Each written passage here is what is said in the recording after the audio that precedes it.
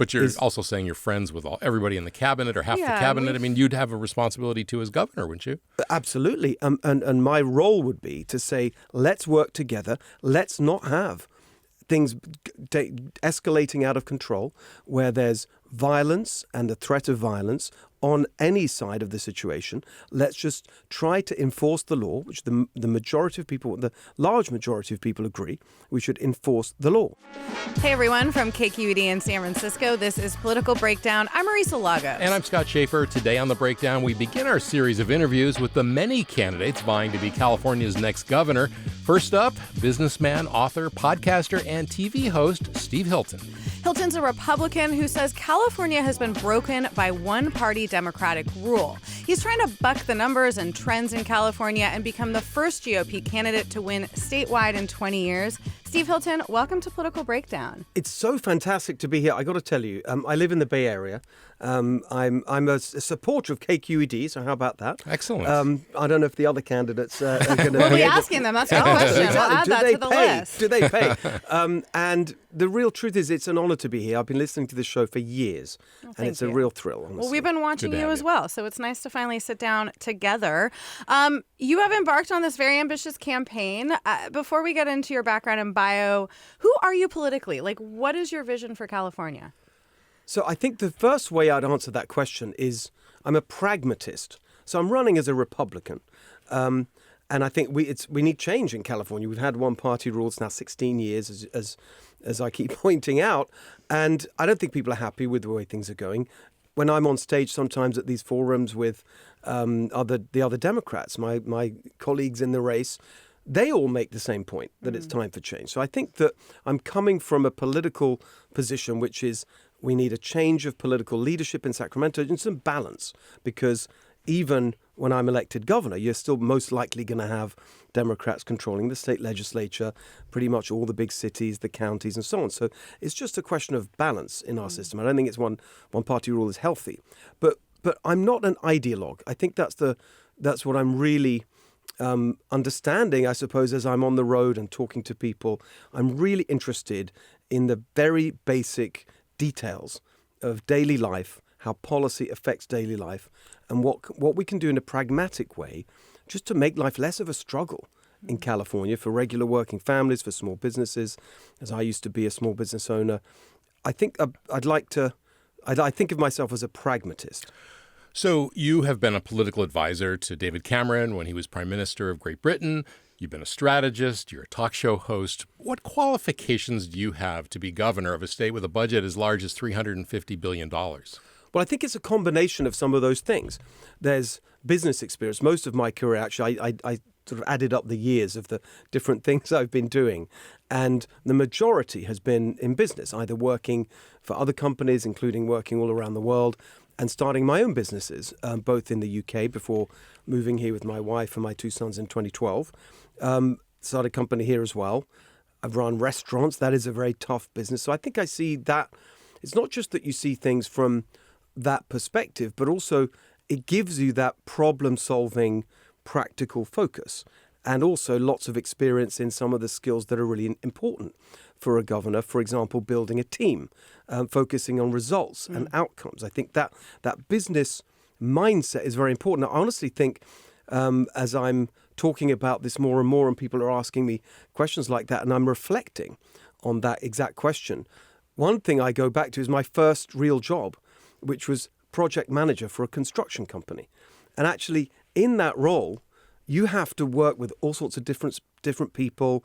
You have to get on with different kinds of people. You have to focus on results and outcomes and just move things forward as a team. And I think that is very much a part of what being governor is. And I think when you see some of these machine politicians who are running for office, that's not really their experience. It's all about, saying things and rather than doing things. But the other aspect of my career that I think is really important here is the time I spent working in government in the UK. As you mentioned, I was senior advisor to a Prime Minister, David Cameron. I worked in 10 Downing Street. I had a little office there right next to the cabinet room. But the interesting thing about that experience was not just the proximity to the heart of power and trying to make change happen, in particular what it's like and how hard it is to make change happen and fight bureaucracy and all those things. It was a coalition government. He was a conservative prime minister, but we were in office as a coalition with another party, the Liberal Democrats. I literally shared an office with my opposite number from another party. And I think that experience of actually, right from the beginning, trying to put together our coalition program, negotiating, two different parties coming together to agree a program, and then working day by day, trying to, make something that works for both sides and then implement it. I think that's a very useful experience. Yeah. Well, before we get too far into your career, I want to talk a little bit about your childhood. You were born to Hungarian refugees and I believe raised by your mom and stepfather. Yes. Who's also Hungarian. Yeah. Who's also Hungarian. Okay, we were curious about that. How did that family background, them, fleeing Hungary, sort of affect your childhood and your worldview growing up? So it was a very regular, working class immigrant story, I think. And I think that, one of the most important things was that sense of being really lucky to have been born in a free country in the UK.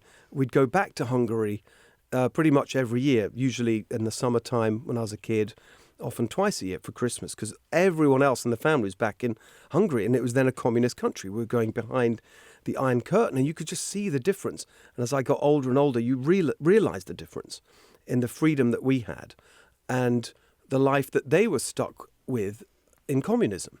And there's so many different aspects to that, but I think it really gave me a sense of, actually probably my mum, had a very strong part in this as well. Like, we didn't leave and go through all of that, and it was difficult to escape. And my stepfather in particular had a really dramatic escape from communism. He and his brother and their school friends from a small village on the west side of Hungary, they literally ran for the border when they heard the Russians. It was like the mid-50s, 56? 1956, the Soviet invasion to crush the Hungarian Revolution, climbing barbed wire fences. Half their friends were shot and killed. And so that sense of don't squander this opportunity. And I think that's that classic aspirational immigrant, climbing the ladder of opportunity to try and make the most of this kind of twist of fate that landed me in a free country when everyone else in my family was still in a communist regime. We don't usually ask candidates for governor what they think of the leader of another country, but Right. You're from Hungary. Viktor Orban is the leader there in Hungary. He's become a favorite of conservatives and Republicans. Donald Trump calls him out regularly as one of his favorite leaders. He's also been repressive with the media, Yes. with LGBT people. What's your take on what's happening there now, especially as the son of people who fled a repressive government? Yeah, it's interesting. I mean, first of all, he's very popular in Hungary. And I hear that from people I speak to. The thing that I find very disconcerting about that is the way there's a little bit of Animal Farm to it, honestly. The classic Orwell tale there, where and remember, I met him years and years ago when He was liberal. he started a party called Fidesz, which was the youth party. In fact, you couldn't be a member if you were over 30 years old. I remember my grandmother telling me she voted for Fidesz. It's interesting, the first free elections.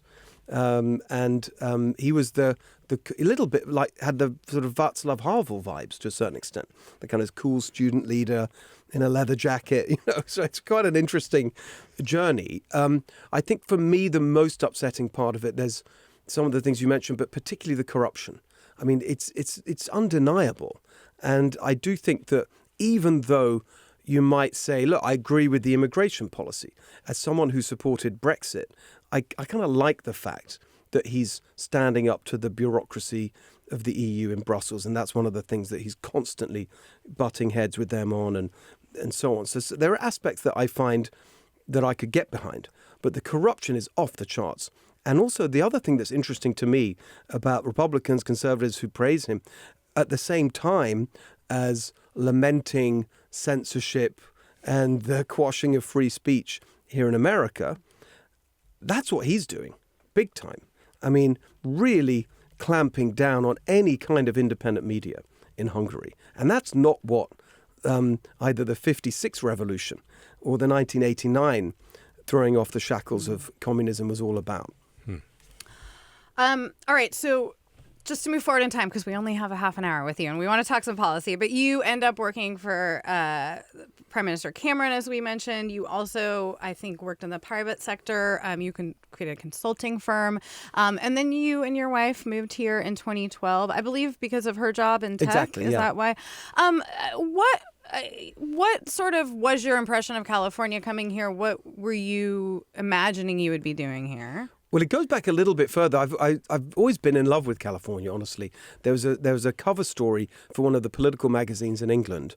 Must have been about 2008 or 9. It was before the 2010 election when David Cameron became Prime Minister.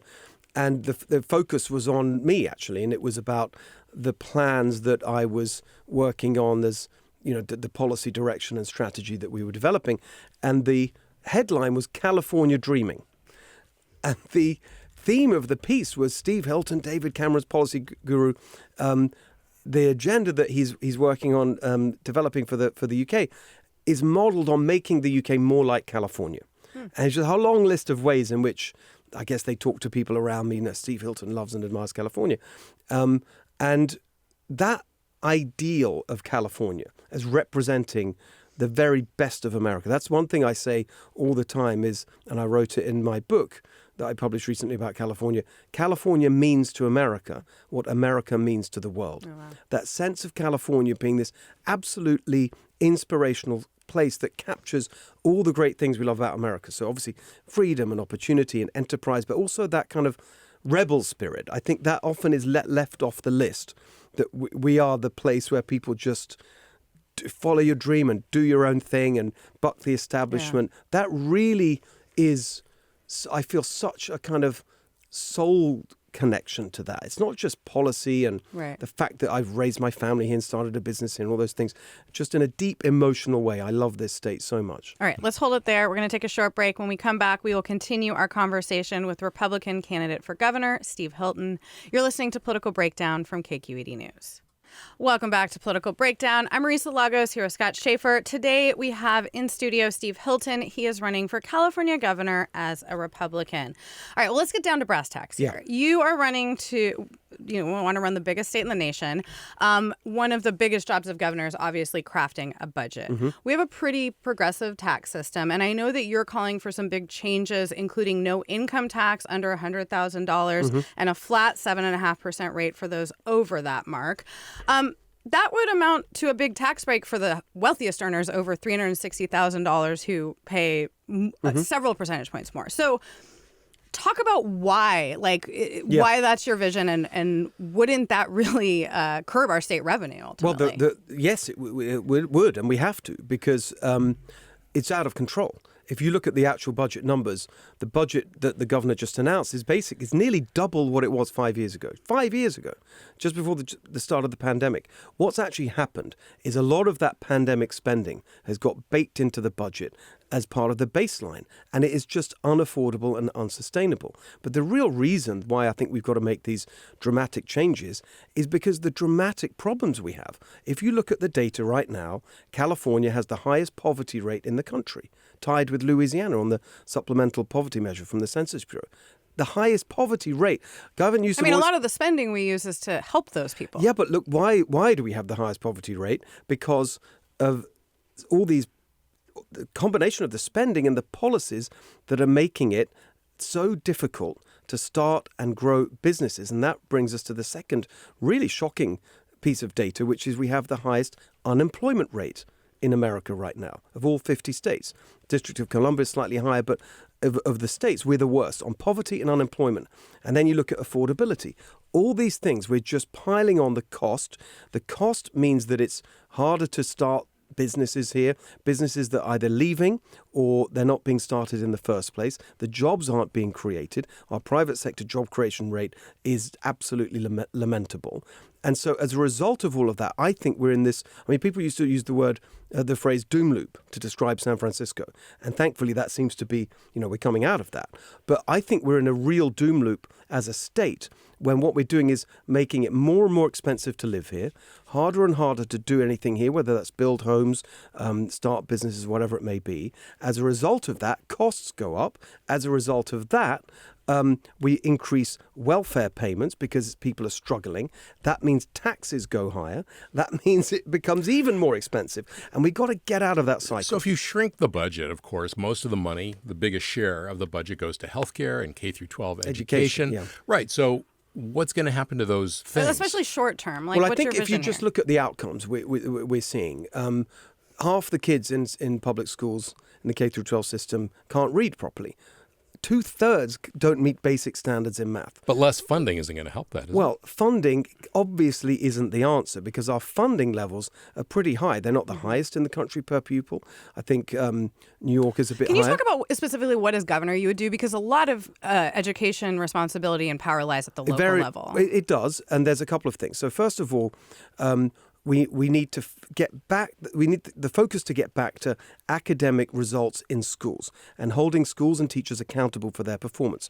So one of the things that I've done in this race that hasn't been done before is actually announce a ticket. And my running mate for lieutenant governor that we announced last week, Gloria Romero, formerly the Democrat leader of the state Senate. When she was in the state Senate, authored a bill called the Parent Trigger Law. The Parent Trigger Law was incredibly important because it would actually it gave some teeth from the state to improve standards in the classroom. For example, it provided for data being published about the performance of individual schools and individual teachers, and if the performance fell below a certain level, parents could trigger various changes, replace the principal, convert to a charter, all these things. Now, over the years, those powers and that transparency over the results has been eroded. So one thing that we will do is publish really clear information about results per school, per a grade for every school, a grade for every teacher, and restore some of those powers to parents, make it easier to convert to a charter. The governor can do that, for example, through the State Board of Education, where the governor appoints those members. And that I've spoken to the head of the Charter Schools Association about how we can make those small but important changes to the process of improving a school, converting to a charter. There are things that can be done from the state and should be done because we can't go on like with these terrible results. The other one is phonics. Very late in the day, the legislature's taken up the issue of how you teach reading. I mean, this debate was settled around the world decades ago, and yet most schools in California don't use the method to teach kids to read that actually works. The governor can play a really important role in that throughout the schools of California, every single one. Yeah.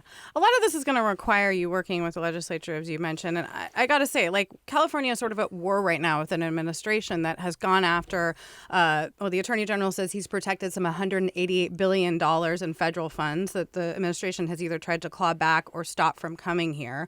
Some of that is based on their opposition to, say, our sanctuary state law, which is not a thing the legislature seems interested in changing. So would you support those lawsuits as governor? Would you say, fine, take the money, we don't need it? How do you view that? So I just think we've got to get out of this adversarial relationship and try and work together for the good of Californians. I think that's actually one of the things that would be helpful about having me in that office is that I have relationship. I'm friends with half the cabinet. I know the president, and I understand that for a lot of Californians and a lot of people listening, that might be a negative thing. I totally get that.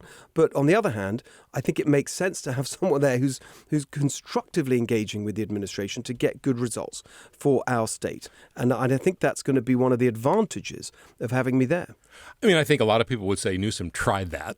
Jerry Brown tried that the first time. And, it seems to end that loop. You have to just basically do what he asks or tells you to do, right? I mean, how would you push back? What would you push back on as governor among the things that Trump, wants to do, whether it's tariffs or sanctuary state, whatever it is? Well, I think that I'd point to the areas where I think we can where there's an alignment. For example, yesterday I had a meeting with a group of organizations working on wildfire prevention. And actually the administration, Doug Burgum, who I know, the Interior Secretary, actually advancing very sensible ideas on how we can manage forests better, revive our timber industry, create jobs there, reduce construction costs because you're not importing timber. It's a whole set of positive things we can do if we work more closely with the federal government on that issue. abdicated that responsibility on forest lands. I mean, they own the vast majority 60%. of forest Yeah, I lands. think right, but I think that actually, I just think we can. I'm not saying it can't happen. I'm just saying it's not as if this is something California has not, they have asked for help with that. I do want to do a quick reset. If you're just joining us, you're listening to Political Breakdown from KQED News. I'm Marisa Lagos, here with Scott Shafer. Our guest, GOP candidate for governor, Steve Hilton, who has so much deep policy knowledge. It's hard to get through all these areas. I know. And I love it. We could do hours. But, one really big flashpoint we have seen between California and other blue states is around immigration. Yes. Would you invite ICE into California the way that they are in Minnesota? Would you have handed over control of the National Guard to the president in June the way he demanded? I think all of this really horrible, confrontational, and violent incidents that we see can be avoided, going back to what we were just discussing, with a more cooperative attitude. But you can't change the state's law unilaterally. So how would you do that? Okay. The law that we're talking about, the Sanctuary State Law, passed in 2017, SB 54. I've read the law. And in fact, it was criticized at the time. Kevin DeLeon was criticized because it actually has within it provision for cooperation between federal immigration enforcement. We hand over thousands of prisoners every year. And so actually I think a lot of this is performative. I think that if you just dialed it back a little bit in terms of the politics and actually just work together cooperatively to do what I think the vast majority of Californians want, which is to make sure that dangerous, violent criminals aren't in our communities. And I think that actually if you just lower the temperature and you look at... Whose responsibility is that, though?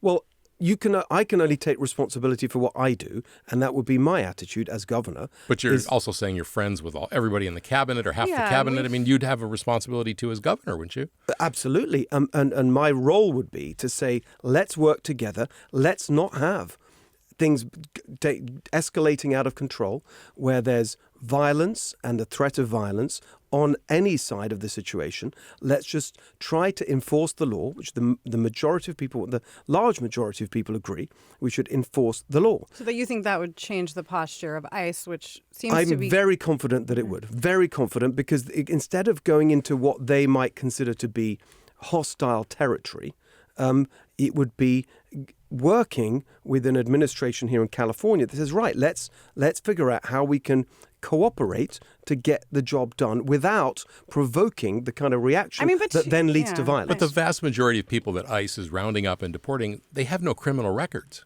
Well, they dispute that. So the ICE data that they point to, I mean, look, I'm not there, I don't know, but the data that they point to is that over 70% of the people that they are targeting for deportation are in that category. But a lot of people are getting caught up as collateral damage. Well, because of the sanctuary approach. That's the argument. If you listen to Tom Homan, that's his point, which is that... That's the argument, but I mean... The only reason that you get these confrontational situations and the enforcement operations in the community is because you don't get the cooperation from local law enforcement. I mean, we could go on this all day, but to be clear, we do hand over folks from our state prison system almost Gavin was every just day. making that point. Yeah, and so it's not fair to say that we are protecting criminals in California in that way when you do have a lot of exceptions at the state level. I do want to get to a couple other areas. Housing is a huge issue in California, homelessness. The state's implemented a lot of changes trying to force cities to build more. I know you've said you support sprawl over infill development. Yeah, so let me just... Why? So first of all, the housing was the first big issue I looked at when I was on this journey of hosting a TV show where you're just talking and wanting to get back to the... That's why you're so good at it. Well, trying to get back to what I've been doing most of my career, which is doing things. The first thing I looked at was housing. I, in fact, tried to get a ballot initiative on the books a number of years ago to try and deal with the housing crisis. Here's the thing. I understand the argument about infill and density very, very much. I'm a strong advocate for the abundance agenda that Ezra Klein and Derek Thompson have laid out. I think that we agree about that. We need to build more. We need to have an attitude of optimism and abundance, not scarcity. But the actual data don't support this infill-only argument. There's a very simple point. Why is housing so expensive? Supply and demand. We're not building enough. So The current approach is we've got to build more, but we can't expand the development boundary. It's got to be inside the current boundary. That means infill. That's when you get to two things happening. First of all, if you're restricting the amount of land that's available to build, the price goes up. That contributes to the cost. Secondly, you get into this whole argument with the NIMBYs and the YIMBYs and then the kind of attitude of Sacramento, we're going to force you to build. That slows it down. You get lawsuits. Everything becomes slower, more complicated and more costly. If you actually had a different approach, which is to end this war on single-family homes, most people actually in California, that's their dream, is a single-family home, especially when they have kids. And so they say we can't build out because of that leads to sprawl and that's bad for climate. If you look at the data, well, we already also wildfires. Hang on a second. Well, there's plenty of. Here's the number. The proportion of California's land that's developed is about 5%. We could increase it. That's the lowest in the country. If you could increase it to about 6%, and you'd have room for 10 million single-family homes on quarter-acre lots. They're just big. Now, we don't even need to do that. There are so many. You look at the fantastic project, California Forever. Jan Schramek, I think that's great what they're doing there. 400,000 homes here in the Bay Area. Fantastic. But I said to them directly, my only problem with what you're doing is there's only one. We need 10 of those across the state. That's how we do it. Yeah, we're getting short on time. We could talk for an hour about housing. We have, as a matter of fact. But if you were governor, would you do what Gavin Newsom did a week or so ago, which is to reject Louisiana's effort to extradite a physician here for sending abortion pills to a woman who's pregnant in Louisiana? No, I really believe that this issue was very. It's right that it is where it is now, which is decided by the people, not judges. That was the consequence of the change made by Dobbs. And so each state has had a different response to that all my life. But would you extradite the doctor? No, but let me explain why. This is two states coming up against each other. Yeah. But why? All my life, in one way or another, whether that's the policy I've worked on, the books I've written, businesses I've started, I believe in the decentralization of power. Power should be close as possible to the people. And that's what we've got now. If one state has voted for a particular outcome on this or any other issue, I really don't think it's appropriate for another state to say, sorry, we're going to impose our view on you. So who's doing that? Yes. California. So you would extradite the doctor to Louisiana? I'm sorry? You would extradite the doctor to Louisiana to stand trial? Well, if that they are enforcing but the we will voted of the, to protect the doctors. Yeah, the California in California people have. In California. No, The but doctors in California. Yeah, and we put something in our laws. No, I understand. As Well, voters not we, to say, the legislature did. I believe the people have voted on it. Yeah, they have. But so just to be clear, as governor, you would send that doctor to Louisiana. Well, I'd enforce the law, which is that Louisiana is enforcing its law. Yes, I would. Absolutely. Because you can't start undermining the democratic will expressed by other states for their state. How is that okay? Especially, it's striking to me that this argument is being made by Democrats who constantly, and frankly rightly in my view, talk about how important it is to support our democracy and so on. That's what this is. Louisiana voted one way, California voted a different way. That's the beauty of our federalist system, and I think that's exactly right. But you can't have one state imposing its will on another. But this is a case of sending something through the mail, so it's a little different. Well, I know, and it's a very tricky issue. Supreme Court's going to probably get involved in it. It's complicated, but at the very least, what's going on here is Louisiana is trying to uphold what its people voted for, and California is undermining it, and I don't think that's right. Just as I wouldn't want to see Louisiana coming in and undermining something that we voted for here in California. All right. Okay, we're going to end on a lighter question. We're going to ask all the governor candidates this. You are our first. Where would you take an out-of-state friend to give them a taste of California? Oh, my goodness. It's everything's so amazing. I love... Okay, first of all, my favorite park, my favorite state park, which is just south of Carmel, which is just this beautiful park along the coast. You've got those cypresses, and it's just absolutely stunning, the coastline there. I would definitely go there. I love Death Valley. It's so amazingly evocative, and it's gonna be a packed day. I know, but it shows you the range, right? You know what I mean? Yeah. You can't just we got everything. That's the point. You got the diversity.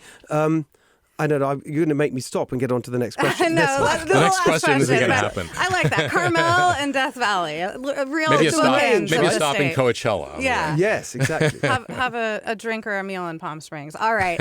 Steve Hilton, thank you for kicking off our series of gubernatorial course, a interviews. great Really pleasure. love having you in, and we'll be talking to you more in the coming months. Fantastic. I Thanks so think. much.